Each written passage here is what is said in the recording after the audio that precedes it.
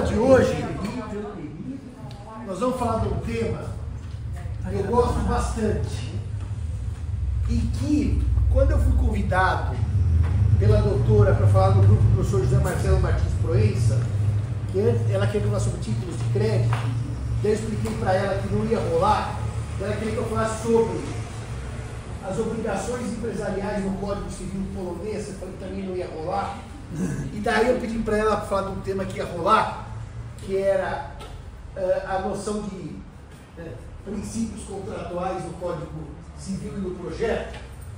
Eu não tive tempo de dar a aula sobre um tema que eu queria ter dado, mas que o doutor Marcelo, professor-chefe da cadeira e do grupo, vai me convidar, que tem a ver com uma coisa que eu adoro, que é a cláusula rebus sic stantibus, que depois, simultaneamente, o padre Wanderson vai dar uma bela aula sobre o direito canônico e a cláusula rebus hoje. Se prepara, tá? Eu falo 10 minutos, o senhor toca o resto, porque aqui é assim, padre, quem sabe faz ao vivo. Sabe ficar preparando em casa? Ai, tem seminário, o senhor não me avisou. Você acha que a Tereza, minha orientadora, fala assim, não me avisou? Aliás, hoje em dia é tudo Nutella, tem que preparar antes. Você fala assim, Simão, fala aí sobre erro, dolo e equação. Eu levantava e falava. Muito bem. Eu contei para vocês no dia que o Alexandre Corrêa me mandou no primeiro ano levantar da aula. Eu estava batendo papo com uma amiga, mas assim, era jurídico mesmo, porque eu não entendi o que ele falava às vezes. Daí eu falei, o que o professor falou tal? Daí ela falou, ele está falando isso. Daí ele fez assim, o senhor, na primeira fileira, de bermuda e camiseta, primeiro ano, levante-se, Alexandre Augusto de Castro Corrêa. E eu tinha uma admiração por ele enorme, porque o homem é um gênio. Falei assim. Daí levantei, agora suba aqui na frente. Falei, acho que ele vai me esculachar em público. Ele falou assim para mim, agora o senhor prossiga a aula de onde eu parei. E como eu sempre fui professor, metido, eu falei, o professor Alexandre Corrêa, falando da advogaço, da cognácio, como forma de parentesco do direito romano, comecei a dar aula. Eu falei uns 3, 4 minutos. Ele fez assim, chega. Daí eu parei, né? Agora o senhor vai se sentar no seu lugar e fique quieto. Você vai ser um excelente professor, mas é muito mal comportado. E olha o traje que o senhor está, bermuda e camiseta. Daí eu disse, professor Alexandre, o senhor sabe que tem um ditado da sua época que diz, o hábito não faz o monge. Daí ele falou, vai sentar. E eu sentei, foi minha primeira aula em São Francisco. Eu tinha 18 anos. Bom, e o tema que nos traz aqui, então, é o tema da revisão do contrato. E é o tema da revisão do contrato que passa por uma viagem histórica do momento em que se decidiu cravar a máxima pacta sunt servanda. É a partir daí que eu preciso discutir revisão do contrato. Por quê?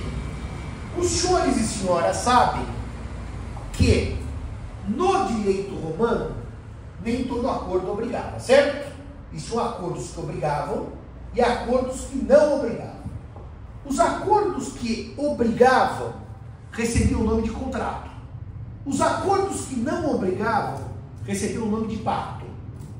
Os pacta, né, que é pactum, pacta, é segunda declinação e é neutro, eram acordos que não tinham força obrigatória e que, portanto, se descumpridos, não geravam para aquele que tinha a promessa que eu realizaria alguma coisa efeitos jurídicos. Simplesmente eu podia não realizar sem consequências.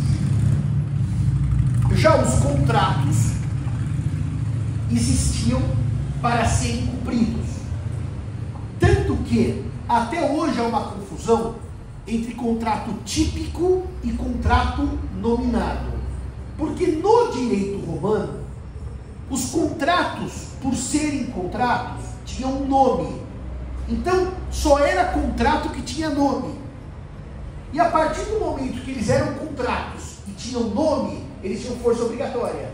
E as ações tinham nomes semelhantes aos dos contratos. Por exemplo, emptio et venditio, que é compra e venda, actio emptoris, a ação pelo comprador. Então, reparem, o contrato que tinha força obrigatória tinha nome. E a ação tinha o nome do contrato. E aí fechava o círculo. Hoje não. Eu posso ter um acordo que não tenha nome e tenha força obrigatória, porque eu criei um tipo contratual totalmente próprio. Ou posso ter algo que tem nome, mas não tem força obrigatória, que vai para o próprio conceito de contrato que eu trabalhei com vocês, como contrato de namoro, que eu já citei aqui e não vou voltar atrás. De qualquer maneira, em certo momento, eu vejo aqui na lista problemas, hein? Pessoas que não estão presentes com a coisa assinada. Vou ter que abrir sindicância, como já fiz o diretor dessa casa, para apurar quem anda assinando a lista. É só muito rígido, viu? Isso aqui não vai passar em branco. Bom, então eu dizia aos senhores, eu sou muito rígido, eu dizia aos senhores, o quê? Em certo, aliás, só para os senhores saberem, é interessante porque quando Roma era uma sociedade mais simples, principalmente antes das guerras púnicas, que foi aquela primeira grande expansão romana, claro que o direito era mais precário, primitivo, de acordo com a tamanho da civilização. Tanto que os contratos que existiam na Roma antiga, não estou dizendo o tempo Justiniano, que já é o direito romano pós-clássico, eram poucos, porque decorriam das tradições dos próprios romanos. Mas de repente, conforme a evolução, se vocês lerem o Moreira Alves, sobre o momento que foi cunhada a fórmula pacta sunt servanda, ele vai mostrar uma divergência dos romanistas, se é uma cláusula geral criada no tempo de Justiniano, ou se veio depois, já na Idade Média. Por quê? Porque os pactos foram ganhando força obrigatória. Olha, se o que distinguia os pactos dos contratos era a força obrigatória, e de repente todo mundo vai ganhando força obrigatória, pacta sunt servanda. Mas é um debate realmente em que momento esse preceito se generalizou como preceito. Os contratos obrigam, os acordos obrigam. De qualquer maneira, ainda que ele tenha mostrado, ainda agora estava reestudando isso para preparar o parecer, em que momento houve essa equiparação entre os pacta e os contratos, não há dúvida que em certo momento da evolução da civilização ocidental, o acordo obriga. Não há mais tipicidade e nem necessidade do nome. O acordo obriga.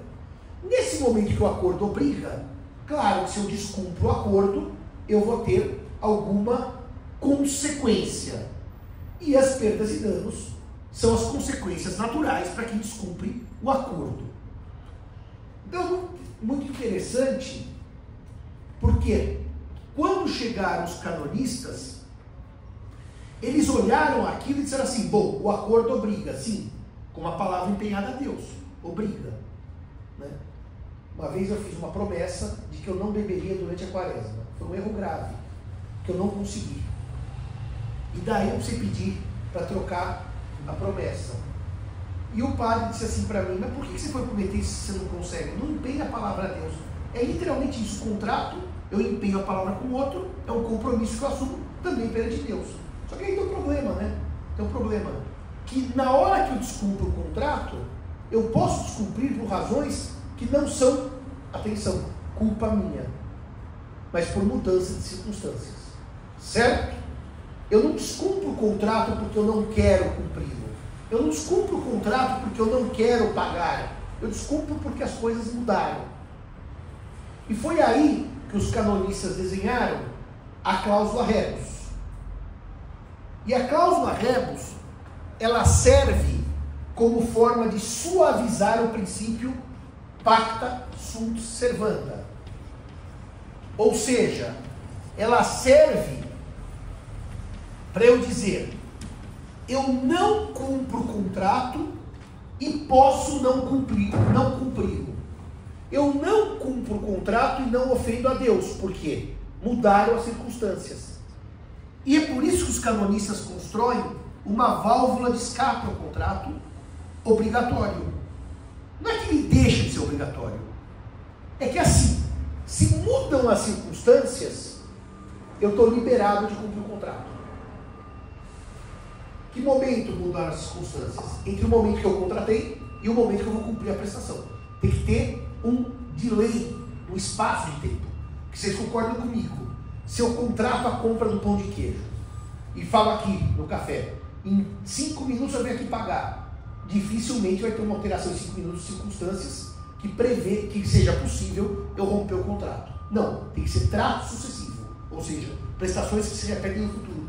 Ou trato sucessivo com uma locação, né? Todo mês eu pago aluguel. Ou contratos com um prazo diferido, tempo diferido. Por exemplo, quando eu compro a casa própria em prestações, por 10 anos pagando prestação. Não é que o trato é sucessivo, mas as prestações, a prestação preço está fracionada em 5 ou 10 anos.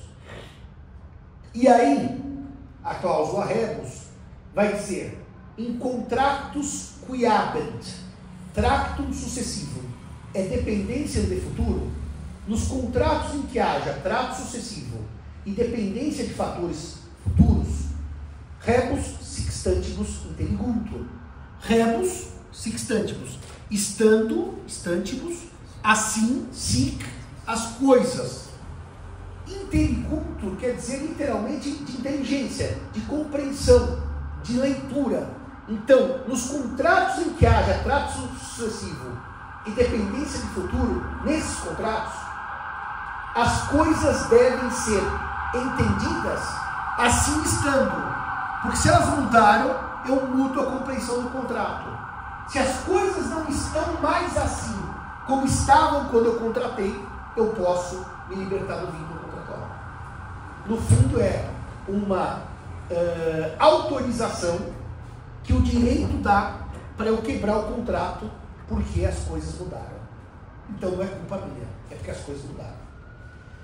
Essa cláusula, rebus sixtantibus, estando assim as coisas, só para vocês terem uma ideia, no Brasil ela foi invocada antes da pandemia, tá? No ano de 1990, quando então o presidente Fernando Collor de Mello resolveu congelar a economia popular, os senhores devem ter notícia histórica disso, liberou o que na época era 50 mil cruzeiros, e o resto do seu dinheiro ficou bloqueado. Então como é que você paga as suas dívidas se só tem 50 mil na conta? Ela voltou para a moda nos anos 90. Mas depois eu vou chegar no que aconteceu. Bom, os canonistas deixaram esta cláusula lá nos seus escritos. O problema é que depois as coisas evoluíram, o tempo passou, e no século XIX começou-se uma leitura das fontes romanas para começar a se desenhar o que seria uma teoria geral. Nós sabemos que os romanos não tinham teoria geral, não definiam o que é negócio jurídico, o que é culpa. A ideia de uma teoria de um desenho das categorias, com base nas fontes romanas, é feito por um movimento chamado pandectística, final de gesto, ou pandectas, certo? Aí o que acontece? A partir do estudo do direito romano, e por óbvio também, é muito interessante dizer isso, não sei se os senhores sabem, muito do direito romano foi achado nos pergaminhos, escondidos sob outros textos, que era o chamado palimpsesto, que era literalmente palimpsesto. O que é o palimpsesto? É um texto que está escondido sobre outro. Então você tira uma coisa da superfície, aparece o texto original. Então muitas vezes se copiavam os documentos em cima de outros. E quando começaram a tirar aqueles documentos, apareciam, por exemplo, textos do digesto, das institutas. Muitas coisas perdidas estavam embaixo de outros textos, né? Aliás, não sei se vocês já viram isso. Hoje um dos grandes musts da arte antiga é meter um raio-x numa obra do Da Vinci para ver onde que tinha posto os personagens no esboço original e não no que ficou, né? Por exemplo, aquele famoso quadro, a Santana, Nossa Senhora e o Menino, no original tinha o São José, que ele apagou depois, ele redesenhou. É a mesma coisa, você limpa e aparece o que estava embaixo. E aí, eles começaram a achar muitos textos romanos, o Piano, Paulo, Modestino, Gaio, Justiniano, e acharam também nos canonistas, porque os canonistas, claro, são mais próximos do século XIX do que os romanos do século I depois de Cristo, a cláusula rebus. E daí, a cláusula rebus começou a ser interpretada e reescrita pelas chamadas modernas teorias. Por que modernas? Porque essa daqui da Idade Média, as modernas são do século XIX, então são modernas se comparadas à Idade Média. E elas vão ganhando espaço na reflexão dos juristas até terem a explosão de utilização, que foi a Primeira Guerra Mundial, entre 14 e 18. Então, como é que se leu modernamente a cláusula rebus. Nas modernas teorias da imprevisão, da onerosidade excessiva, da base objetiva do negócio, porque a subjetiva não colou, eu já explico a diferença, imprevisão, onerosidade excessiva, base objetiva do negócio, porque a subjetiva não colou, e no direito inglês, curiosamente, a teoria foi aplicada em poucos casos, mas que ficaram tão famosos são os coronation cases, que eu já conto. Na verdade, quando eu comecei a estudar, eu achei que sim, tinha sido jurisprudência majoritária. Não foi. Poucos julgados admitiram a frustration, que eu já vou contar o caso. Mas esses julgados poucos ficaram tão famosos que são usados como base de reflexão da quebra da base do negócio, no direito inglês, na coroação do rei Eduardo VII, filho da rainha Vitória. Muito bem. Então, imprevisão, onerosidade excessiva, base do negócio e frustration, frustração do fim contratual. Vamos passar por essas teorias todas. A ideia da rebus sextantibus era, na sua enunciação, se as coisas mudaram entre a formação e a execução, eu posso pedir a extinção do contrato. Só isso. Se as coisas mudaram. Não existia uma qualificação dos efeitos. Eu ia falar dos efeitos. Repito, dos eventos que levaram à mudança. Só dizia, mudou, eu estou livre. Os franceses desenharam a chamada teoria da imprevisão. E pela teoria da imprevisão, por óbvio era o nome, os eventos que desequilibram as pressões contratuais devem ser imprevisíveis. Que se imprevisíveis forem, estão no risco normal do contrato. Então, por exemplo, se eu compro periodicamente laranja, eu sei que quando está na entre safra, a laranja sobe. Quando vem a safra, o preço desce. É o comportamento normal da laranja. Isso não é imprevisível dizer, mas no mês, sei lá, de julho, quando está na entre safra, a laranja sobe de preço. Aliás, como não é incomum, em janeiro, quando há muita chuva, algumas hortaliças se estragam e elas somem do mercado por falta de hortaliça em razão do excesso de chuva. Agora, se o fator é imprevisível, aquele evento que desequilibrou, aí eu posso invocar a cláusula rebus sic stantibus. Ou seja, as coisas mudaram em razão do evento imprevisível. A França teve um grande desenvolvimento disso no início do século XX, quando o precedente, que é famosíssimo, aliás, todo mundo cita e ninguém lê, está no meu texto, eu fui atrás de ler a decisão do Conselho de Estado. Qual é que é o caso famoso? O caso da Companhia de Éclairage de Bordeaux, que é Bordeaux em português. O que aconteceu em Bordeaux? A companhia fornecia energia elétrica. E ela tinha um problema. Energia elétrica e gás. Ela tinha um problema. O carvão, que era a energia mais famosa na época, mais utilizada na época, custava X. E ela vendia a energia por Y. Com a Primeira Guerra, o que aconteceu com o preço do carvão? Disparou. Aliás, a Primeira Guerra tem muito a ver com as minas do Ruhr de carvão.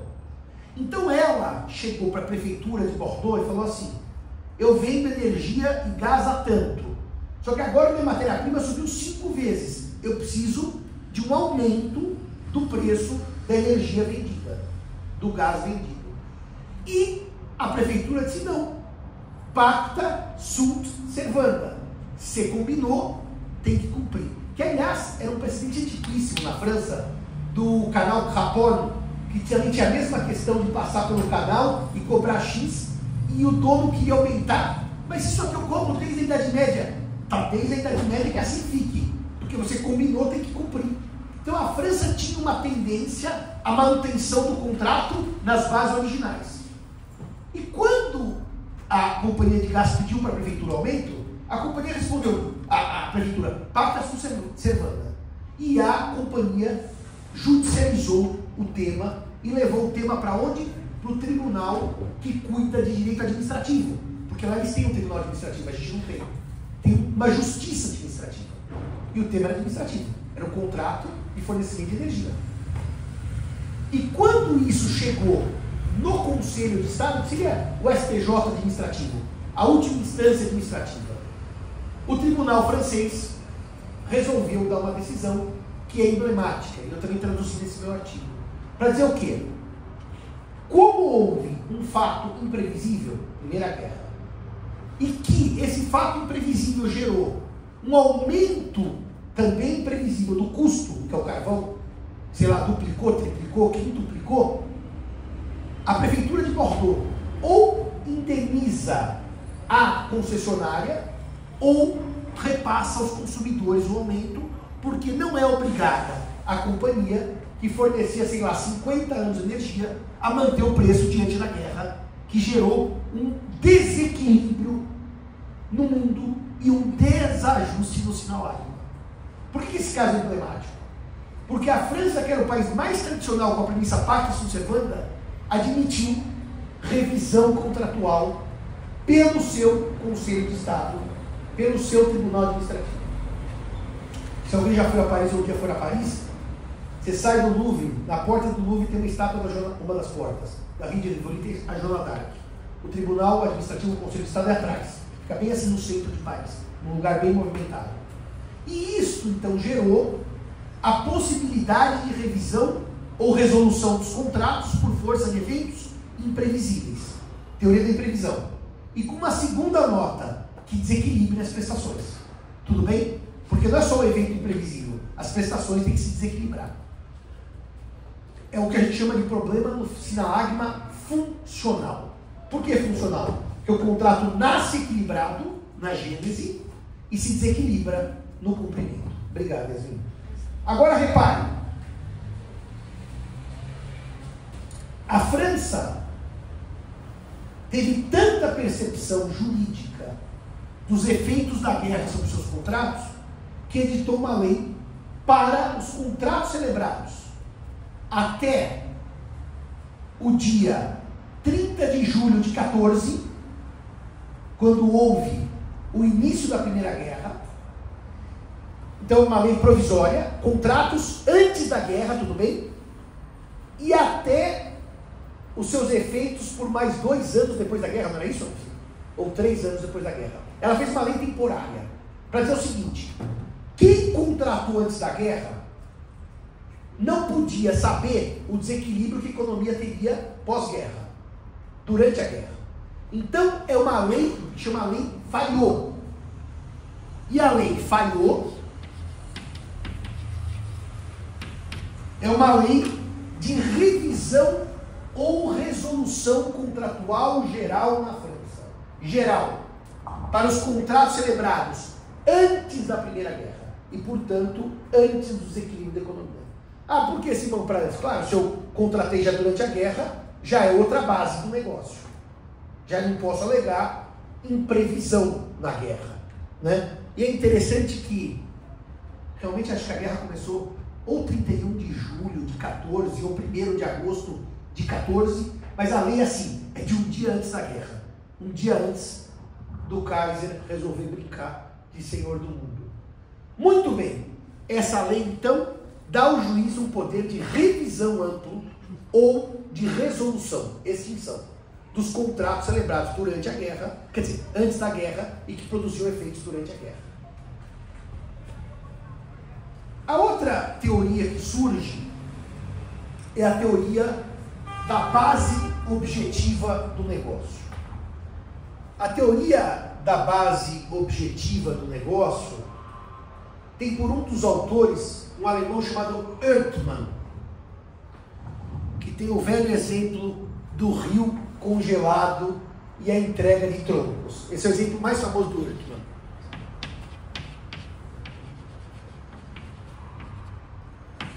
Eu não sei se ele tem um E ou se ele tem o trema, acho que ele tem o E, que é aquele do latim, o OE juntos faz E, assim como o AE faz E. 3 meses, Simão. 3 meses? Enquanto durava a guerra, até 3 meses após o fim da cessação das hostilidades, as disposições institucionais mais. Então são 3 meses, não são 3 anos, hein? Muito bem. Então é isso, 3 meses. A lei falhou, tinha uma pós-eficácia após a guerra por mais 3 meses. Muito bem. Dito isto, a questão que os senhores me perguntam é Ehrman e a teoria da base objetiva do negócio. Basicamente, Ehrman formula uma teoria pela qual, em havendo mudança entre o momento da formação e o momento da execução, que altere as características fáticas, portanto objetivas, do negócio, esse contrato pode ser extinto. O exemplo clássico dele de mudança fática é que as pessoas vendiam troncos, e qual era o método de transporte desses troncos? Punham no rio, os troncos iam pela força das águas, naturalmente, chegando ao destino. Então, a serraria cortava os troncos, depenava a árvore, o tronco ia rolando pelo rio, adentro, até chegar ao seu destino. Só que certo ano, o rio congelou. E se o rio congelou, os troncos não podiam ser transportados pelo rio. Isso é uma mudança de base objetiva total, porque há anos e anos jogavam os troncos no rio e os troncos chegavam até o adquirente. Naquele ano era impossível. Mas repare, era impossível entregar troncos? Não. Eu podia pôr numa carreta e transportá-los por terra. Eu podia pôr num cavalo que puxaria os troncos. Mas os senhores hão de concordar comigo que é uma mudança de base objetiva. Porque a base subjetiva é a percepção que eu tenho da realidade. Aqui não é percepção, ela é objetiva. O rio congelou e nunca congelava. Porque, claro, se o rio congelasse todo ano, era um risco natural do contrato, certo? Mas naquele ano congelou. E daí o custo de transporte dos troncos, vejam, por que não é impossibilidade? Porque era possível fazer isso. Transportar. Os troncos existiam. O comprador queria os troncos, só que o custo de transporte ficou altíssimo. Então, repare, não é uma impossibilidade física. Por exemplo, aquele exemplo que eu dava na sala de aula, vou vender a vaca, cai um raio e mata. Não, aí é impossibilidade física, a vaca morreu. Só que o custo dos troncos transportados por terra era altíssimo. Mudança na base objetiva. Ou desfaz o contrato, ou o comprador vai ter que pagar os custos do aumento. O exemplo da base objetiva, em que a prestação é possível, mas não é mais desejada, e que eu mais gosto de todos, é o da Catedral de Dresden, na Alemanha. Os senhores sabem, a senhora sabe, que quando Hitler resolveu bombardear Londres, a famosa Blitzkrieg de 41, os ingleses ficaram profundamente, além das mortes e tragédias, irritados, porque a ilha nunca tinha sido bombardeada por ninguém. E o que eles fizeram? Quando os ingleses começaram a ganhar a guerra, há uma dúvida de quem deu a ordem. Veja lá, o Segunda Guerra em Cores, eles contam a mesma história. Há uma dúvida de quem deu a ordem, se o ministro da Aeronáutica, o comandante da Aeronáutica ou o próprio Churchill. Ele falou: agora nós vamos devolver para os alemães o que fizeram com a gente. E mandou a Royal Air Force, a RAF, bombardear a joia do Império Alemão, que era Dresden, que era tipo a Paris da Alemanha, cidade cultural, cheia de museus, óperas. Aliás, os próprios ingleses adoravam tirar férias. E ele foi lá, a Inglaterra, e bombardeou Dresden. Bombardeou. E a Luftwaffe estava tão carcomida nessa altura que nenhum avião levantou sequer para defender. Então os ingleses chegaram, sozinhos, bombardearam a cidade inteira, destruíram Dresden inteira e voltaram para casa. Não houve uma bomba atirada aos aviões ingleses. Por isso que o Churchill foi acusado depois de uma série de coisas. Mas o que interessa é isso? Base objetiva do negócio.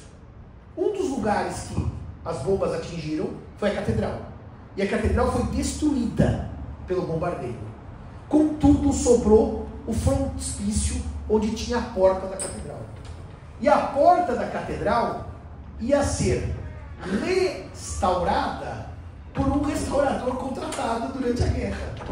E ele foi à justiça alemã para cobrar os honorários, porque afinal a igreja não quis que ele restaurasse mais a porta. E juridicamente o restauro era possível, porque a porta estava de pé. Só que alguém restaura uma porta tendo caído a catedral inteira, quer dizer, só restauro da porta. Base objetiva do negócio, tudo bem? Objetiva. Eu queria o restauro, queria, quando havia catedral. Agora só a porta. Não há mais catedral. Base objetiva do negócio, século XX. A base objetiva se desdobra no direito inglês, nesses poucos julgados favoráveis à resolução contratual por mudança de base, que é a teoria da frustration, ou da frustração. E essa teoria é muito interessante, que eu repito, eu achava que tinha sido a regra, mas não foi, são julgados excepcionais, mas existiram na Inglaterra. A Rainha Vitória morre em 1901, ela tinha sido monarca de 1864 a 1901, 1837 a 1901, 64 anos que ela teve no trono inglês. Vocês imaginem, morre a rainha, vamos coroar o rei depois de 64 anos, certo? Todo mundo queria a coroação do rei, certo? Marcaram a coroação do rei para junho. Então as pessoas alugaram as varandas, os chamados balcões das suas casas, para que as pessoas pudessem assistir de um lugar privilegiado o cortejo de coroação do Eduardo VII. E aí o que aconteceu? O rei tem um problema, dizem que é um piripiri intestinal, e não era nada grave. Ele até aumentaram a história, a comunicação social, mas eu sabia que não era nada grave, e não podia fazer o cortejo em junho. Adiaram o cortejo do dia 9 de agosto. E o que aconteceu então? As pessoas tinham pago pelo direito de uso por algumas horas daquele espaço, locação. E não iam mais usar o espaço, que coroação não haveria.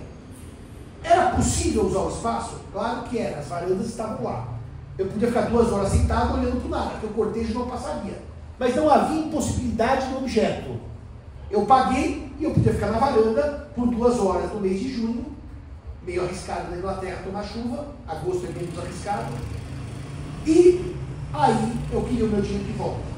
E eu pedi ao tribunal inglês que me devolvesse, por frustração do fim contratual. Afinal, eu não aluguei varanda. Eu aluguei varanda num dia de junho para ver o cortejo passar. Não aluguei varanda. Aluguei varanda num dia de junho e paguei caro para ver o cortejo real passar. E afinal, os tribunais, em alguns poucos casos, mandaram devolver. A coroação foi em agosto e mandaram devolver o dinheiro por frustração do fim contratual. Que é literalmente uma mudança de base objetiva. Eu só contratei acreditando que havia um cortejo. Mas não acreditando em base subjetiva. Acreditando que todo mundo acreditava. Tá? Vocês vão dizer, mas Simão, há uma pergunta boa aqui agora para vocês. Isso não é erro que leva à anulação do contrato? Por que não é erro? É necessariamente na formação, como todo vídeo de qualidade. E na formação não havia dúvida que o cortejo passaria.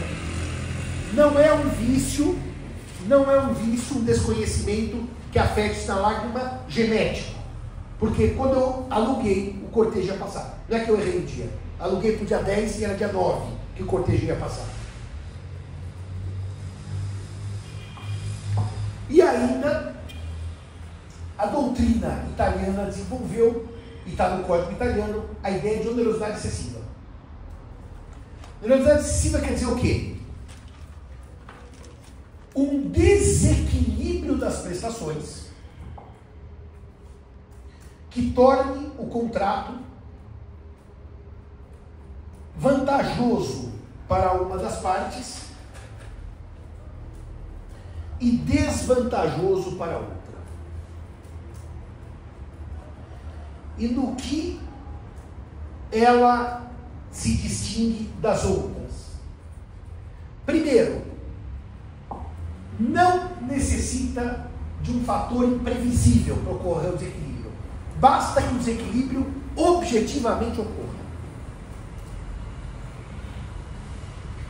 Só para dizer uma coisa para os senhores, é claro que, para isso, eu tenho que analisar o risco normal do contrato. Então tem que ser uma chamada área, isso o professor Vilaça adorava essa aula, aliás era a aula que eu mais gostava, essa de contrato tipicativo. Aliás, se você reproduzir a aula, se ele visse o meu e falou assim, não, você decorou minha aula. Tem que ser uma área extraordinária, um risco além do normal. Porque do normal eu não posso pedir nenhum tipo de medida se é o risco assumido pelos contratantes. Então, sendo a área extraordinária, eu posso me valer da resolução contratual por onerosidade excessiva. Mas não é relevante saber se por acaso o fator que desencadeou o desequilíbrio era ou não previsível. Tudo bem? É isso que distingue da imprevisão, em que a causa tem que ser um fator imprevisível. Fechado aqui? O que o CDC faz? Se os senhores lerem o CDC, lá nos primeiros artigos, que vai dizer que o consumidor pode pedir a revisão do contrato ou a sua resolução, ele vai dizer que basta, para tanto, que haja uma mudança de base objetiva que leve a se tornar um contrato ruim para o consumidor. No fundo, quando ele fica pesado por uma mudança, o CDC não exige, e nem poderia, imprevisibilidade. Por quê? Porque é do risco do fornecedor arcar com essa imprevisibilidade, e não do consumidor. E, portanto, o CDC fez uma opção muito clara. Só vamos cuidar de um desequilíbrio das prestações em desfavor do consumidor. A causa é irrelevante. A causa é irrelevante. Bom, o que aconteceu no Brasil em 1999? O CDC é de 90. O Brasil tinha uma política cambiária pela qual havia uma paridade forçada entre o dólar e o real. 1 para 1. $1 valia R$1. Aliás, coisa que a Argentina fez recentemente. A partir do momento que $1 vale R$1, é uma delícia, porque nós estamos com a economia americana, certo? A gente vai para Miami, doutor, e compra tudo. Era a época dos chamados voos da CDC. O senhor chegou a fazer parte de voos da CDC? Não. Fazer compras em Miami? Ah, perdeu boas oportunidades. Eu lembro, inclusive, que a vez que eu fui, que a gente trazia tanta coisa que veio com 2 Mickeys no colo, uma bola de basquete na cabeça, era assim, flores de plástico, era assim. O aeroporto de... Eu estava em Nova York, eu não estava em Miami. O aeroporto de Nova York parecia literalmente aqui a Praça da Sé. Era só brasileiro gritando, brigando. Eu tenho direito só a 8 malas, eu estou com 12. Eu tenho direito a 30 quilos, eu estou com 60. Então era assim. Era a época da Muambi nos Estados Unidos. Só que daí um dia alguém descobriu uma coisa triste. Que a economia brasileira não é igual à americana. Mas isso é triste, eu preciso dar para a senhora, porque o dólar vale 5 para 1. Né? E nesse dia que alguém descobriu que a nossa economia não era igual à americana, foi o dia que meu mundo acabou, em que eu falei, puxa vida, nós somos pobres. O Fernando Henrique Cardoso mudou e adotou a banda flutuante. E o que aconteceu no dia seguinte? A banda flutuante. Eu nunca esqueci disso, porque para mim foi um problema pessoal. Eu tinha comprado uma passagem para ir para Londres e eu estava no avião. E eu ligo quando eu chegava em Londres de um telefone, no orelhão. Pai, mãe, cheguei. Não compra nada! O real foi pro buraco. Que basicamente, em 24 horas, 48 horas, era 1 para 1, virou 1 para 3. Vou arredondar. 1 a 2,5, 1 a 2,70. Claro, o real começou a tomar o seu valor real e não o valor da paridade falsa, certo? E o real tomou, assim, no português mais escorreito, um nabo. Quer dizer, sofreu uma perda terrível. Mas até aí, nós tínhamos um problema. O senhor sabe qual é que era o problema? As pessoas, naqueles anos, 97, 98, até janeiro de 99, iam até o banco financiar um carro. O homem médio não sabe o que é financiar assim. Eu pego o dinheiro e eu pago, certo? E qual que era o financiamento, entre aspas, que vendiam? Leasing em dólar. E por que leasing em dólar? Leasing atrelado ao dólar. Porque se eu fizesse uma compra e venda com empréstimo em real, era mais caro o juro e as prestações subiam mais. Então o banco vendia para a gente. É melhor se eu comprar em dólar, fazer empréstimo em dólar. Isso era uma coisa que não era o Simão, todo mundo tinha leasing em dólar, porque os bancos não recomendavam a compra e venda em real. Só que, imagina, você que é comercialista, Yasmin, e tem muito dinheiro, chega no banco e fala assim para você, você quer um leasing em dólar ou um empréstimo em real? Primeira pergunta, qual sai mais caro? O do real é 30% mais caro que o dólar, então eu quero em dólar. Só que ninguém fala para ela, só tem um pequeno problema. Se um dia o dólar flutuar, o seu Uno Mille, que vale R$500, a dívida vai ser de 3 mil. Ninguém avisava isso para ela, que todo mundo comprava com leasing em dólar. E daí no dia seguinte, você chegou na sua casinha, com o seu Uno Mille, novinho, que você comprou em dezembro, você ia ter 3 mil prestações para pagar do Uno Mille, abre a primeira, a prestação que era de 100 foi para 300. E daí você vendesse o Uno Mille, você não pagava nem os 5 primeiros carnês, porque o carro não valorizou como dólar, por óbvio. Aliás, o carro novo sai da concessionária, perde 20% no primeiro dia. O dólar subiu 200% no primeiro dia. Então era um grande negócio para a Yasmin. Ela estava com um Uno, que ela corria no banco e falava, eu quero devolver o Uno. O banco dizia, não, eu não aceito, porque o meu hedge eu fiz também em dólar, para te prestar em dólar. Então eu também estou pagando essa subida do dólar. E aí você diz assim, mas eu sou consumidor, eu sou insuficiente, eu sou vulnerável, eu só tenho um Uno Mille, você da família Setúbal, dona do Itaú, tem um quaquilhão de ouro. Não, o problema é seu. Assinou, minha filha, pacta sunt servanda, agora paga. Bom, o que teve de gente chorando, se matando, agora eu não vou poder mais pagar meu carrinho, etc. A OAB sabe o que ela fez?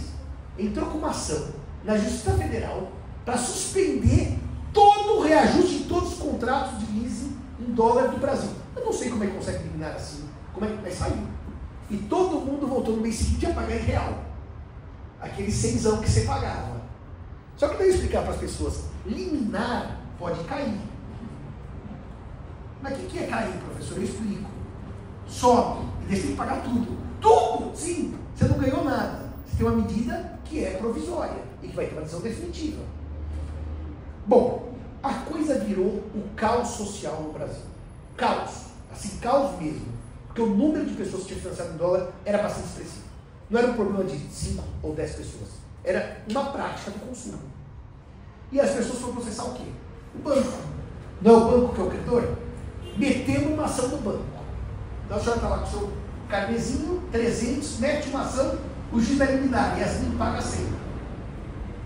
Só que tem um problema. O banco dizia, eu vou ficar com prejuízo total, por quê? Era uma política cambial do governo. Eu também me enganei o sujeito. Aliás, desde 94, que era assim. Agora faz 5 anos, de repente em 99, foi meio que mudou a política cambial. E isso foi parar no STJ. Alguém sabe dizer como é que isso acabou? Quem sabe o final dessa história?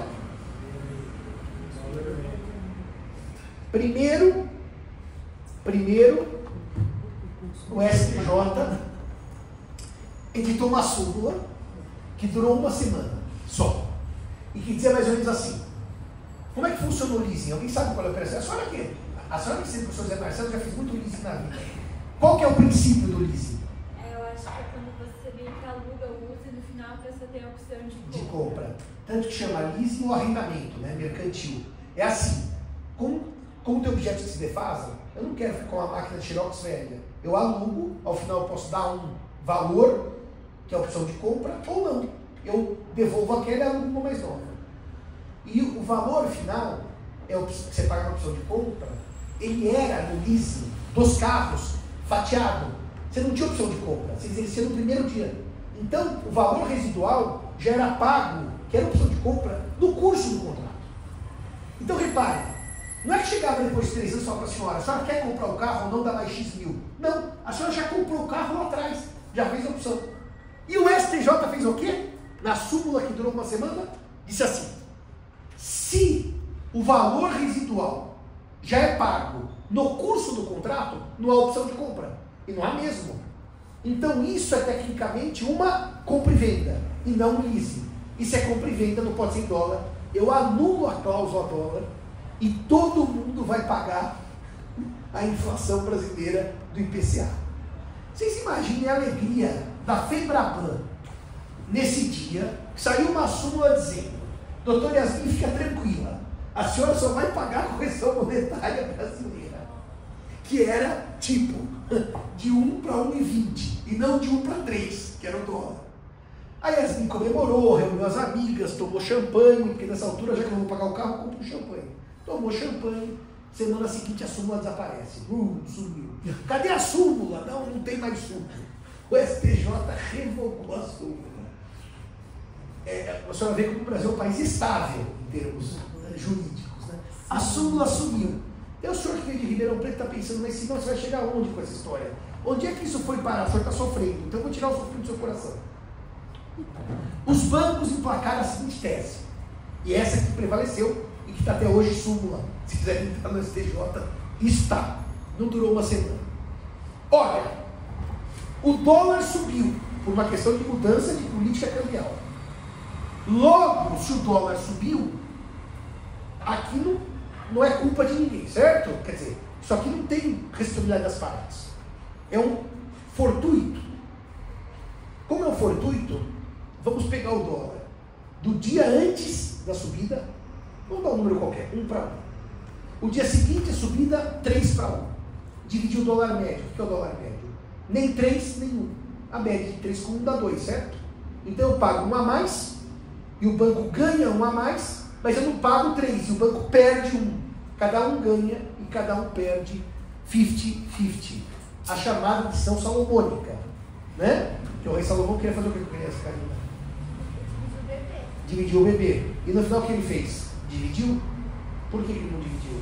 Porque ele achava que a mulher que dizia que era mãe de verdade, que fosse mãe de verdade, não ia aceitar. Ela abriu mão, falou, não, se é para cortar a criança, que fique para outra. Então essa é a mãe genuína. Dividiu ao meio. O professor Walter Tartucci, se você falar desse tema com ele, é uma agressão pessoal, ele grita. Como é que os bancos e o consumidor vão dividir meio a meio o prejuízo? Então ele fazia assim naquela época. Patrimônio do Itaú, patrimônio do Bradesco e patrimônio da Yasmin. Então a Yasmin e o Bradesco vão ter que dividir meio a meio o prejuízo. Isso é um absurdo, não pode ser assim. Mas é o que ficou. Divisão meio a meio do prejuízo. Do leasing em moeda estrangeira. E o STJ tem uma súmula literalmente oposta, onde a cancelada diz a cobrança antecipada do valor residual. Peraí, você precisa ler aqui no microfone para deixar isso tudo registrado. E você dá uns palpites bons, mas não ficam registrados. O senhor comprou café novo, né? É aquela cápsula da antiga Nespresso, né? Que quebrou a patente, né? Senão eu ia confiscar o senhor, mas esse eu não tenho máquina para usar. Eu preciso daquela bolachinha. Eu ia comentar que Aquela o senhor não tem, né? o STJ editou uma súmula literalmente oposta à anterior. A primeira foi a súmula 263, que diz: a cobrança antecipada do valor residual descaracteriza o contrato de arrendamento mercantil. Foi o que eu falei agora. E em seguida, ele edita outra que diz: a cobrança antecipada do valor residual garantido não descaracteriza o contrato de arrendamento mercantil. Então os senhores podem ver que o jovem Anfi confirma que não sou eu que inventei a história, tá aí. Né? Vocês sabem que antes da internet existia, eu vou contar uma coisa para vocês. Era fácil dar aula. Não era o meu caso, eu sei que vocês preparam aula, mas quem não preparava, principalmente curso preparatório, falava assim, anota aí, RESP 1, 2, 7, 8, 9, 5, aí a turma anotava. Ninguém achava, mas não tinha de procurar, já anotei errado. Os professores inventavam recurso especial. Era a coisa mais divertida, anota aí a emenda da minha cabeça. Então hoje não, que tem internet, vocês confirmam. Mas eu tinha um colega, aliás o apelido era Bob Falcatrua. Ele inventava dado, ele inventava lei, artigo tal da lei tal, não tinha esse artigo na lei. Não tem na internet, vocês acabaram com as falcatruas, porque agora a gente não pode mais inventar. Bom, mas isso tudo para dizer o quê? O Brasil passou por essa celeuma nos anos 90, final dos anos 90, por causa do leasing em dólar, e foi uma forma de revisão contratual pelo STJ, partilha de prejuízos, tudo bem?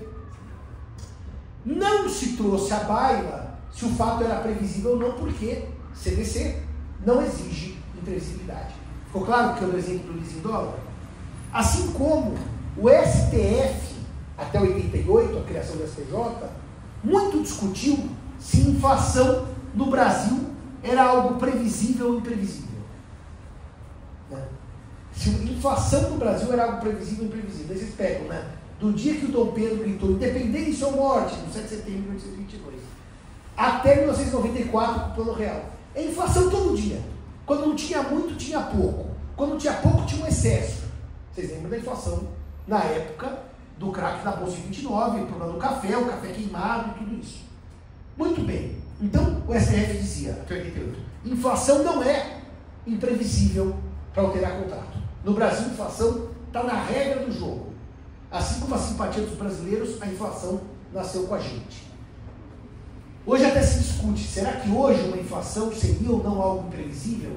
A nossa estabilidade econômica já data por 30 anos, de 94. Será que hoje, os senhores não eram nem nascidos, mas a inflação dos tempos do presidente poeta, você sabe o que é o presidente poeta? O Sarney, o homem dos marimbondos de fogo. Inflação 85% ao mês. Eu contei para os senhores no supermercado, de manhã você comprar por um preço, à tarde por outro. A gente corria fazer compra de manhã no supermercado. E a maquininha, só remarcando o preço. O senhor não lembra, né, Pablo? O senhor não era nascido ainda nos anos 90. Ou, melhor, o senhor não ia no supermercado nos anos 90. Nascido o senhor já era. Porque o senhor tem bastante idade, mas esconde. Mas eu quero saber qual é essa Grecinha 2000 que o senhor está passando, para ficar morenão, que eu vou passar também. Eu vou semana que vem encher o cabelo preto. Bom, vamos seguir aqui. Olha lá. Eu queria saber como é que a lista está assinada aqui, ó. O senhor está chegando agora. Vou precisar fazer aqui uma sindicância, hein? Que agora eu vou abrir sindicância aqui na faculdade. Assinaram pelo senhor a lista. Coisa feia, hein? É um mistério, acontece, né? É um mistério profundo, ou queira ou não queira. Mas o Brasil passou por isso. Agora,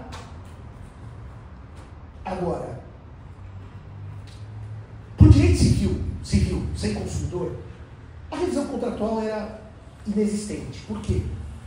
Se inflação não é efeito imprevisível, e nas relações civis eu tenho que ter imprevisibilidade como ideia básica das relações civis empresariais, tirando o CDC, que gerou essa grande celeuma em 1999, o Brasil não tinha passado até a pandemia por grandes questões revisionais de contrato. Por razão simples.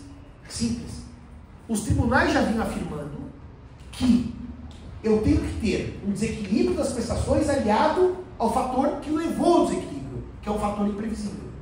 E nós não tínhamos na história brasileira, para os contratos civis empresariais, esse fator de desequilíbrio imprevisível.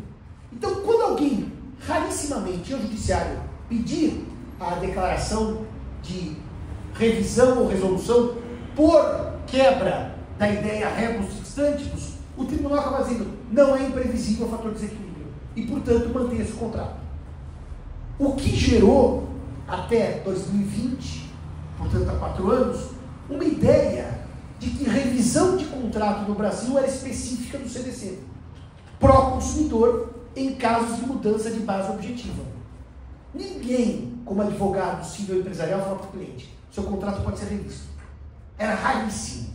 Tá bom, às vezes a gente brigava com o banco, por exemplo, mas também era civil, era consumidor, discutindo índice de correção monetária, se estava certo, se estava errado, mas daí não era revisão, era dizer, você errou a correção, você revisou você corrigiu para cima.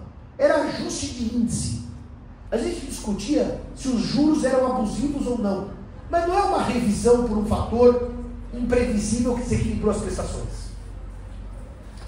E daí o código nasceu com um artigo específico sobre extinção do contrato por onerosidade excessiva, que é o artigo 478. Se os senhores olharem a questão da extinção dos contratos, e aliás, capítulo 2, seção 1, do distrato, capítulo 2, seção 2, da cláusula resolutiva, distrato, cláusula resolutiva, seção 3, exceção do contrato não cumprido, seção 4, onerosidade excessiva. São esses os títulos das seções que tratam da extinção do contrato. Bom, agora vamos para Orlando Gomes e as suas 3 páginas que mudaram todo o meu conhecimento de direito civil. 3 páginas do Orlando Gomes que mudaram todo o meu conhecimento de direito civil. Vamos para as 3 páginas. Olha aqui. No processo obrigacional de formação do contrato, aqui está a formação. Aqui as vontades sofrem um amálgama, elas se juntam. A extinção pode se dar por causas anteriores à formação ou por causas do momento da formação. E se a extinção se der por causas anteriores à formação ou do momento da formação, o contrato é inválido, nulo ou anulável. Se a extinção se der por motivos posteriores à formação, o contrato é ineficaz. E, portanto, na escada pontiana, eu saio do segundo plano, que é a invalidade, e vou para o terceiro plano, que é a ineficácia.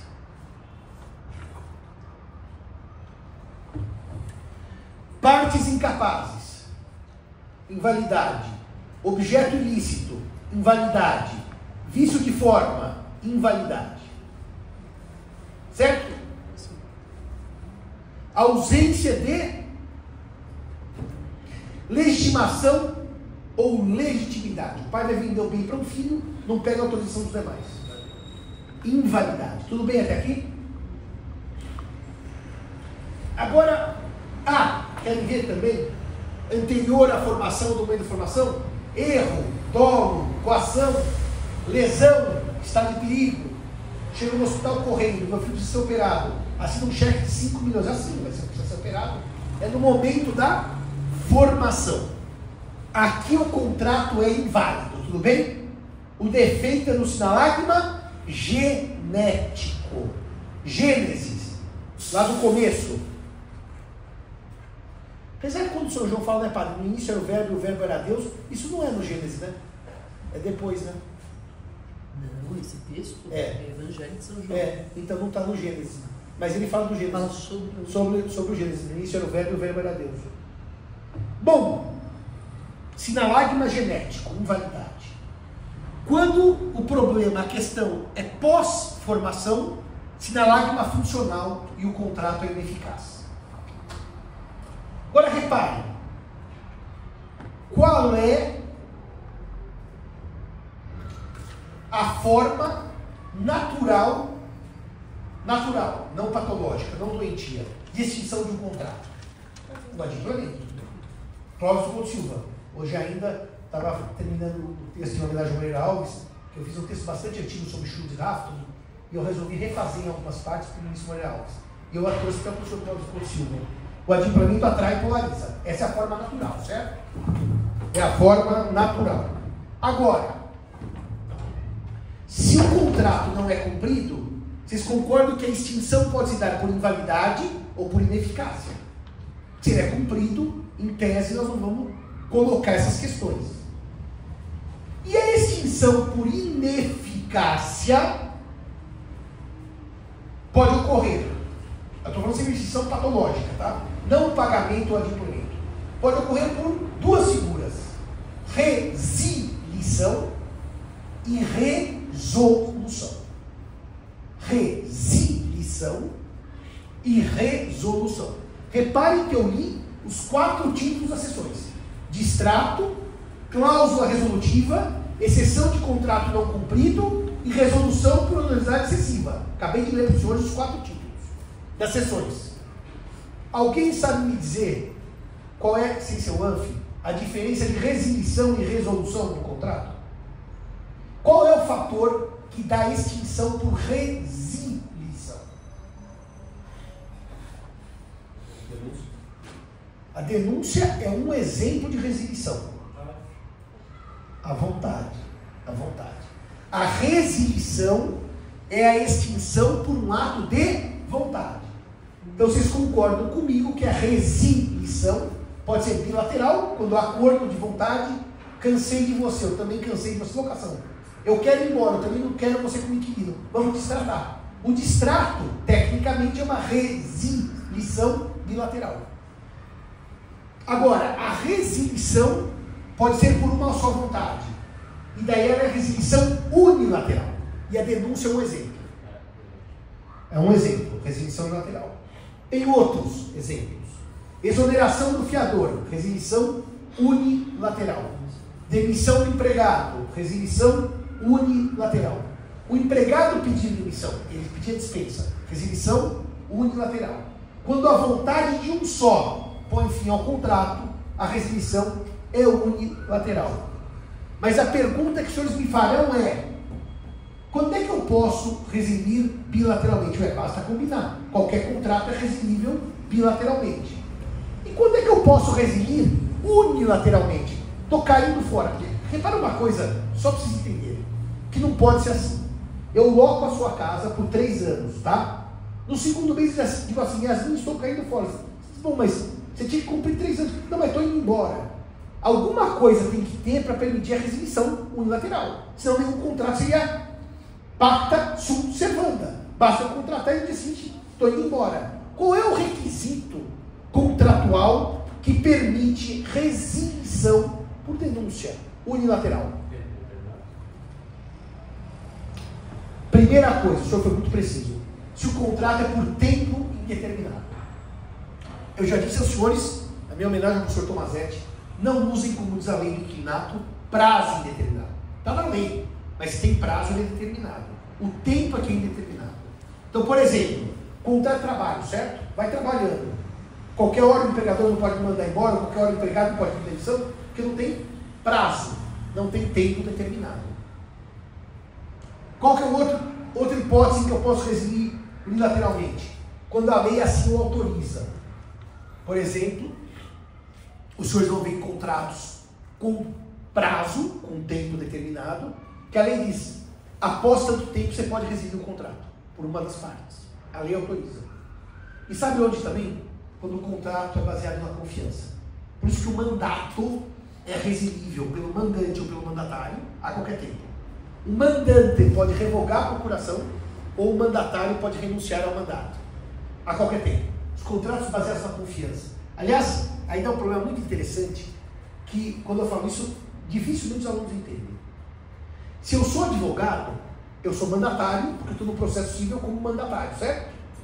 Só que, no caso do mandato judicial, eu tenho também uma prestação de serviço, certo?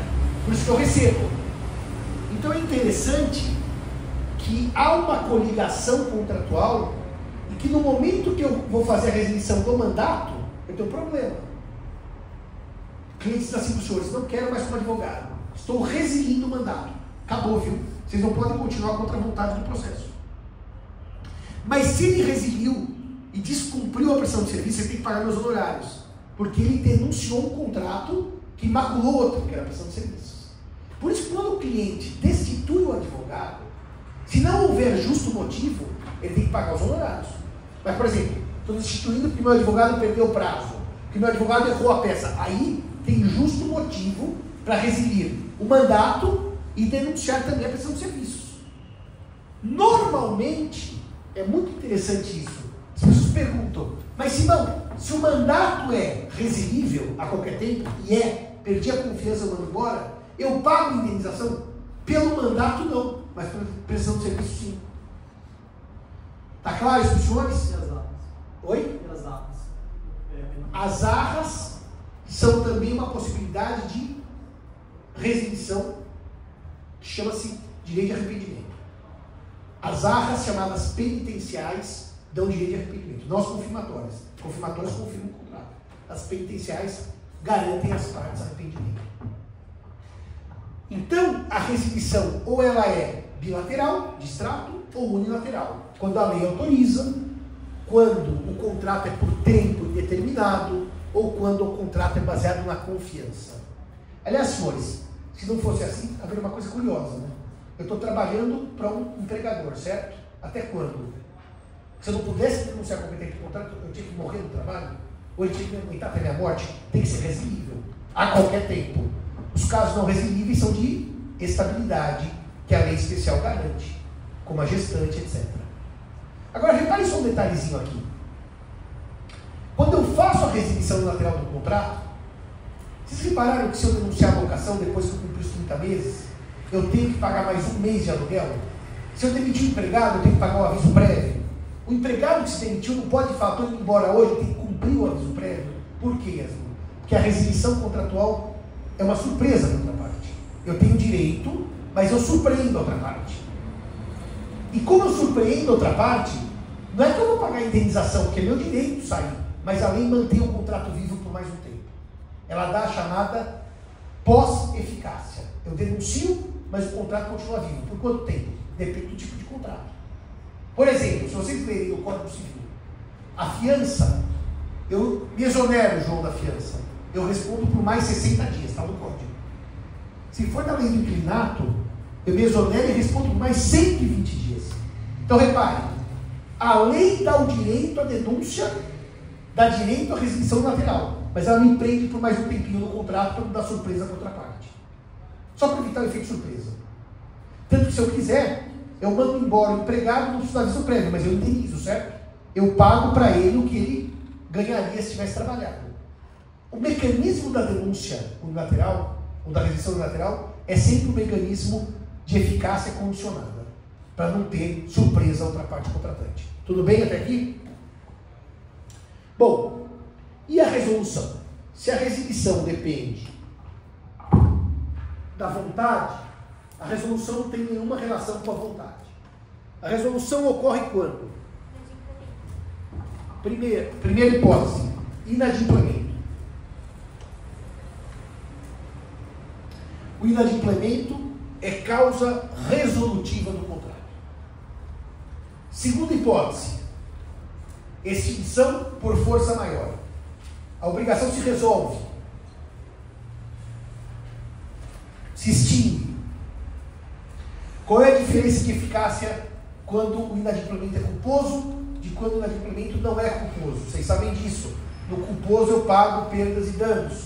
Regra de ouro, número 1 das obrigações. No inadimplemento chamado involuntário sem culpa, não há pagamento de perdas e danos. Certo? E a terceira hipótese de resolução é por cláusula resolutiva, que prevê, se determinada coisa ocorreu, o contrato está extinto. A cláusula resolutiva pode prever. Por exemplo, estou comprando seu apartamento em prestações. Se o Simão não pagar uma prestação, a compra e venda está extinta. A lei devolve o dinheiro e Simão devolve a posse. As cláusulas resolutivas implicam extinção por acordo de vontades. Em que condições? Nas que nós combinamos. Querem ver uma da locação que é comum se colocar? Se o locatário não fizer seguro contra incêndio, a locação está resolvida. Resolução expressa. Se em 30 dias ele não manda para vocês o comprovante do seguro, vocês podem despejá-lo. Resolução, porque... Ah, mas eu pago aluguel, eu pago IPTU, eu cuido do... Fez o seguro? Não. Resolução contratual. É muito comum isso para áreas de risco, que o seguro é essencial. Se o locatário não fizer, resolução do contrato. Então temos resolução por inadimplemento, culposo ou não culposo, resolução por vontade das partes, que declaram no contrato que elas querem, e terceiro, resolução por onerosidade excessiva. Onerosidade excessiva, que é a previsão do artigo 478 do Código Civil.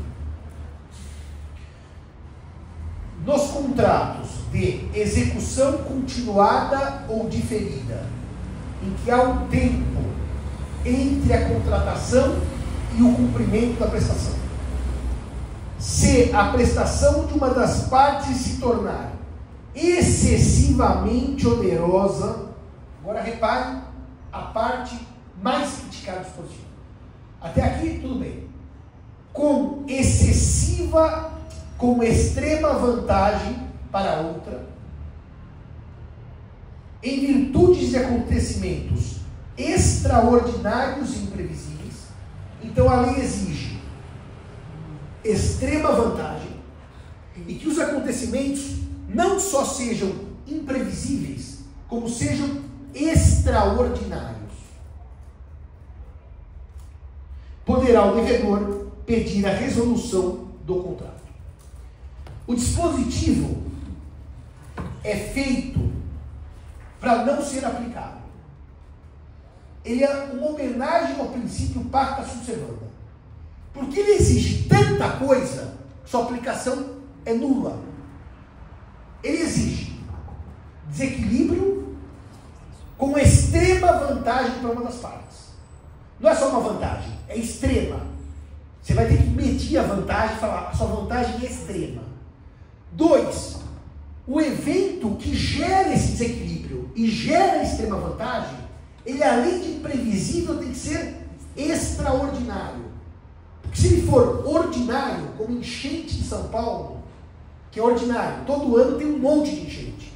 Ah, mas não sei, não é previsível que seja em janeiro, pode ser em outubro, pode ser quando dá uma maluquice, uma mega chuva em junho, que não é época de chover.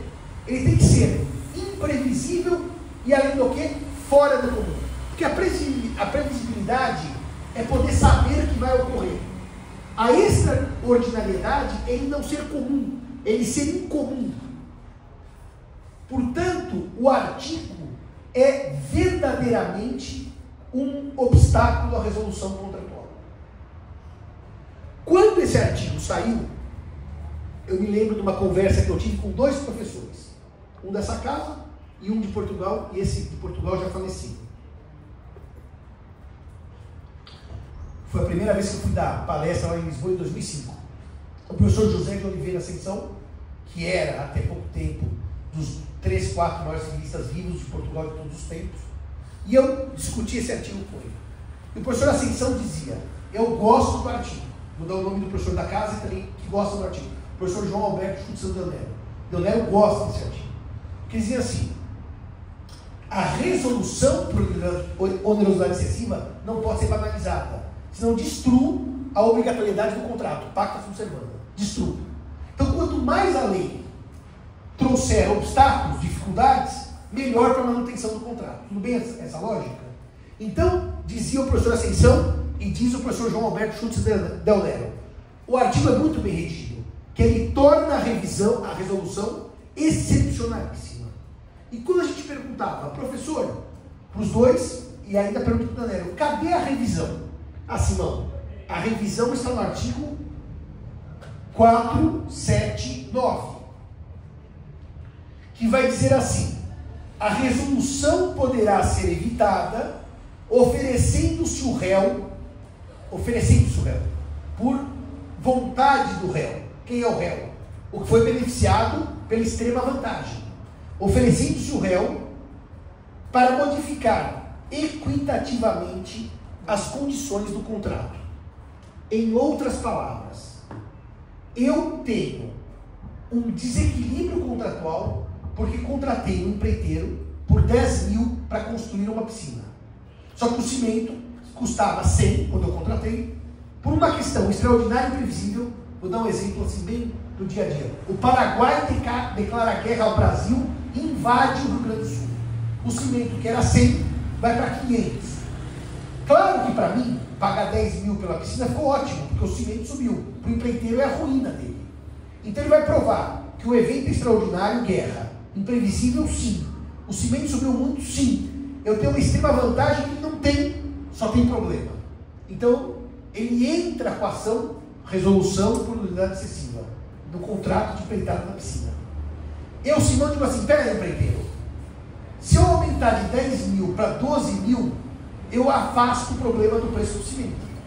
Então, eu me ofereço na contestação para diminuir a minha vantagem. Estão acompanhando aqui?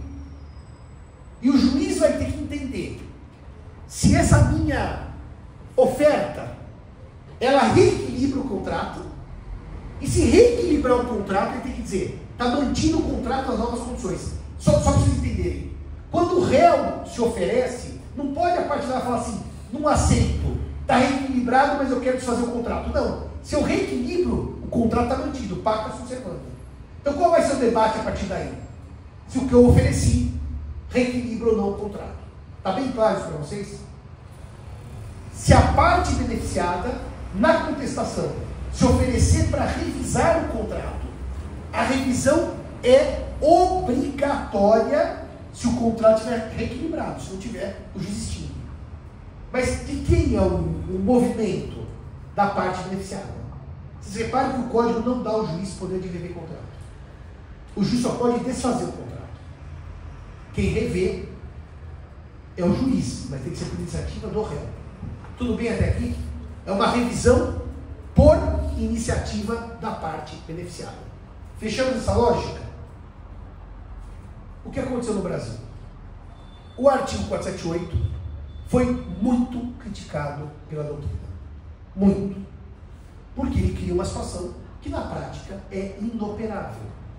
Extrema vantagem, fatores extraordinários e imprevisíveis. E aí vocês vão ver os enunciados da jornada, todos eles são para dizer o que está escrito e não está escrito. Os enunciados são literalmente para desconsiderar o texto de lei. Onde está escrito isso, leia-se aquilo. Onde está escrito aquilo, leia-se aquilo. Quer dizer, são enunciados para maquiar a lei. Bom,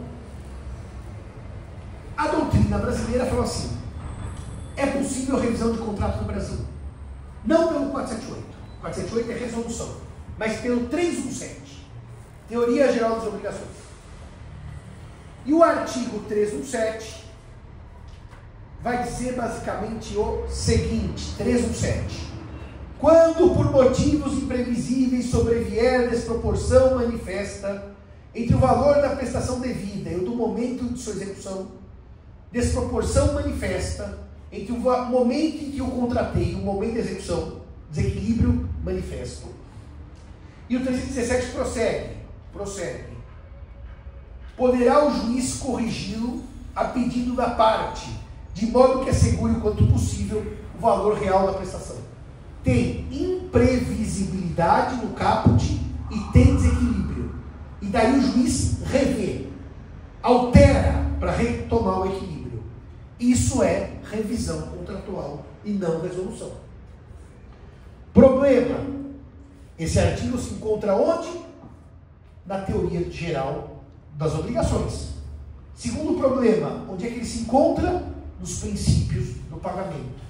Terceiro problema, ele está embaixo de qual artigo? 316. Que está embaixo de qual artigo? Do 315. E o que diz o 315? Princípio do nominalismo. O que quer dizer?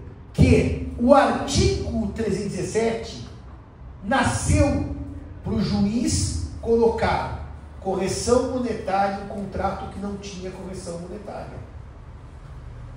Só isso. Para o juiz colocar correção monetária no contrato em que não tinha correção monetária. Mas não nasceu para uma ampla revisão das prestações. O problema do artigo entre nascer e hoje é como o livro que você publica e é como o filho que você põe no mundo. Você pode até ter uma ideia, mas depois ele toma vida própria, certo? E a doutrina brasileira majoritaricíssima, não é majoritária? Se não, esse artigo nasceu, é verdade, para corrigir o problema da inflação. Mas ele é uma cláusula geral de revisão contratual. E que, portanto, pode ser aplicado, reparem, toda vez que houver desequilíbrio por motivos imprevisíveis. E não só motivos imprevisíveis que geram inflação. Mesmo porque o artigo não diz isso. É verdade que está abaixo de 315. E aí o que aconteceu? Esse artigo começou a gerar revisão contratual geral, não por inflação. Mesmo porque, senhores e senhoras, de 2002, Código de Vigência de 2003, certo? Até agora, o Brasil não teve mais hiperinflação dos anos 90. A inflação não é mais um problema grave como era nos anos 90, tudo bem? E aí, alguns professores, entre os quais o professor Marino, escreveu uma grande tese, aliás, muito bem escrito, um texto de altíssima qualidade, para dizer que 317 só se aplicava à inflação. E aí surgiram duas correntes. É uma revisão geral ou é para inflação? Revisão geral ou é para inflação?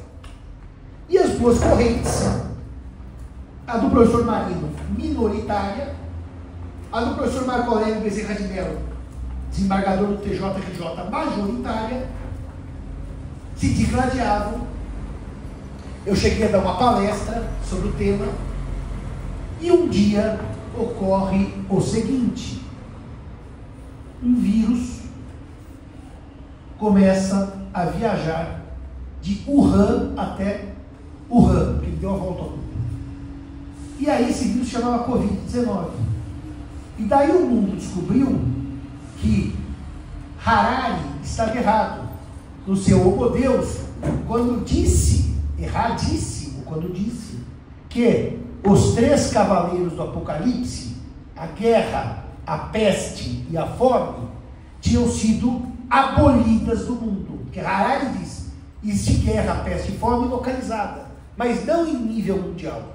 Então não são mais problemas mundiais, são problemas de um cantão da África, do Oriente Médio. Ele errou solenemente, porque em certo dia de 2020 o PIB mundial estava 80% paralisado. Nem na crise dos petrodólares, certo? Anos 70, que a OPEP cartelizou. Essa o senhor não lembra, mas a primeira que eu falo o senhor lembra. Nem em 1348, com a peste negra, não que o senhor lembra, o senhor estava lá, com a peste negra, que dizimou 2/3 da população da Europa, a economia mundial teve esse bug, certo? E daí o que aconteceu?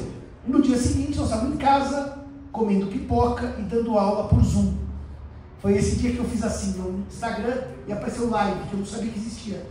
E eu comecei a falar e vi que as pessoas começaram a responder. Eu adorei aquilo, eu fazia live todo dia, chamava amigos, eu não sabia que existia. Você veja isso, eu não sabia que existia live no Instagram. Aliás, eu não usava o Instagram até a pandemia, para mostrar a revolução. E daí o que aconteceu, senhores e senhoras? As pessoas tinham um problema, não podiam cumprir os contratos.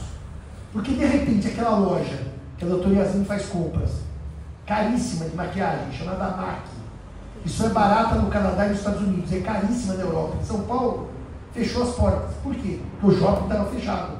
Só que ela tinha que pagar aluguel, certo? Ela não parou de pagar aluguel porque o shopping estava fechado. A loja aqui no centro tinha que pagar aluguel. E ninguém ia comer no restaurante, certo? Estava fechado. Não podia sentar na rua. E aí o direito brasileiro teve que testar a possibilidade de revisão ou não do contrato, tudo bem? Porque até aí era doutrina assim, não adianta. Pode, não pode, pode, não pode. E daí a doutrina descobriu uma coisa que eu vinha dizendo desde que eu nasci no direito civil. Que o direito civil é o direito do cidadão. E que o direito civil, ao contrário do penal, ele não tolera experiências doutrinárias que não resolvam o problema do cidadão comum. E o que queria o cidadão comum em 2020, em 2021, 2022, durante a pandemia? Revisão dos contratos. Aí, os senhores vejam o que aconteceu, por exemplo, nas primeiras decisões francesas sobre revisão. Lembram-se que a França era o país mais pacta sunt servanda, até a lei falhou, etc. A França retoma os seus erros históricos e fala, não revisa contrato. Só que no dia seguinte o mundo inteiro estava revisando. Então vamos revisar também. Por quê? Senhores e senhoras, existe um negócio que é assim muito óbvio. A loja está fechada, certo? Não vende alimento, certo? O contrato fica mantido no mesmo valor.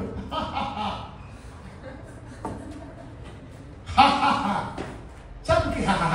Porque qualquer pessoa média na rua que não sabe direito vai dizer, não é justo isso. Não importa direito, revisão, 317, 478. Por isso que o direito civil sempre vence. Porque é o direito do cidadão comum. As pessoas têm um senso de justiça. Tem um senso de justiça. No dia seguinte, aquela grande grupo empresarial entrou com dezenas de ações no Brasil inteiro para não pagar aluguel. Perdeu todas. Por quê? Revisar aluguel é uma coisa, não pagar é outra. Porque afinal, se eu tenho o shopping fechado, eu preciso deixar energia ligada para não mofar as mercadorias. E segurança, senão entra e quebra o shopping. Então dizer que o shopping recebe 0 de aluguel, alguma coisa está errada. Dizer para o shopping que ele recebe tudo, alguma coisa está errada. Vocês imaginem, um fundo de promoção, fazendo publicidade para o Dia das Mães com o shopping fechado. Venham ganhar o carro, sabe o Antônio Fagundes, que faz publicidade aqui do shopping Ibirapuera? Venha ganhar o carro do Fagundes, que ganha carro, não sei nem de casa, quanto mais vai ganhar carro. Não, lojista, tem que pagar para a publicidade de Natal, que Natal está tudo falido, tudo fechado. Então, entre o 100 e o 0, tem a revisão do contrato. O que prevaleceu no direito brasileiro? Revisão do contrato. Por qual artigo? 317. Primeiro prevaleceu. O senhor vai dizer, esse senhor está dizendo que você tinha razão? Sim, estou dizendo que eu tinha razão. E eu tinha razão porque no dia 8 de abril, porque hoje os juristas são juristas de obra pronta. Aconteceu, 2 anos depois eles publicam a sua opinião jurídica. Eu publiquei dia 8 de agosto, de abril. A pandemia era no dia 15 de março. E eu pus, esqueçam do caso fortuito da condição maior e pensem na base objetiva do negócio. Foi o artigo mais acessado do Migalhas de todos os artigos do ano de 2020 e de 2021. E por quê? Porque eu parei para estudar. Estava em casa. O que eu fazia? Eu via séries americanas dos anos 80. Casal 20, por exemplo. O senhor lembra do Casal 20? Não. Heart to Heart? Não. Jennifer Jonathan Hart? Não? Não. Eu vou lhe dar os DVDs. Lia Machado de Assis, que eu resolvi maratonar o Machado, e preparava artigo jurídico. E fazia esses lives que eu adorava. Abria, passa, ia falando. Fala, Yasmin. Professor, desculpa, eu não entendi. Foi aplicado o 317 no fim, não o 478? Não, porque o 478 ele acaba sendo para resolução. E ele tem tantos requisitos difíceis que ele é um artigo praticamente hipotético. Porque, Yasmin, se o shopping fecha e o lojista não tem a loja aberta, quem tem extrema vantagem? Ninguém. É perde. Não tem assim, como no caso da piscina, que o cimento subiu, vantagem para outros vantagens. É, os dois perdem. A extrema vantagem da pandemia não ocorreu para ninguém. Ou você abolia a extrema vantagem fazendo de conta que não estava escrito, ou ia para o 317, que é da base objetiva do negócio, que acabou tendo a aplicação mais ampla do que inflação. É o artigo da pandemia. Agora, deixa eu só dizer uma coisa para vocês. A bem da verdade, o STJ só tem 2 ou 3 julgados sobre a pandemia ainda. Então, apesar da pandemia ser 20 e 21, nós estamos em 24, ainda não se formou a jurisprudência pandêmica, tudo bem? Mas o que se sente é isso. E daí, o que aconteceu nesse artigo? Eu publiquei as 3 ou 4 formas de revisão do contrato. Porque a resolução por moratória não interessa a ninguém. Se eu disser assim, ninguém mais paga nada, é o caos. Você imagina, se falar assim, ô inquilino, você não paga nada de aluguel para o shopping. Então o shopping não pode se manter, vai mandar embora os empregados, os seguranças. O shopping na falência. E daí eu criei os 4 critérios. Que foi assim, de bastante alegria para mim, porque na pandemia, a forma mais fácil de comunicar com as pessoas é pelo Instagram. E vários juízes mandavam mensagem para mim, professor, eu quero aplicar o seu artigo, será que estou aplicando certo? Foi uma fase muito rica de reflexão. E o que prevaleceu é, vamos revisar contrato? Sim.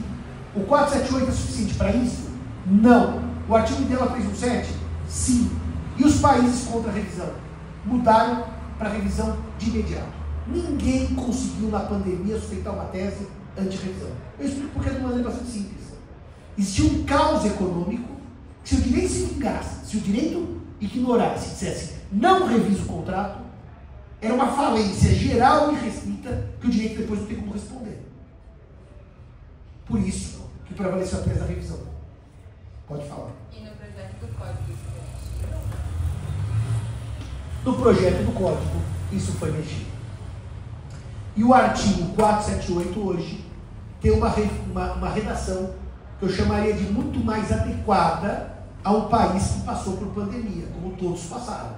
Ou seja, Yasmin, eu comecei dizendo isso porque eu tenho o CDC, o dólar, para dizer que o direito civil brasileiro não tinha, por experiência, revisão contratual no direito civil empresarial.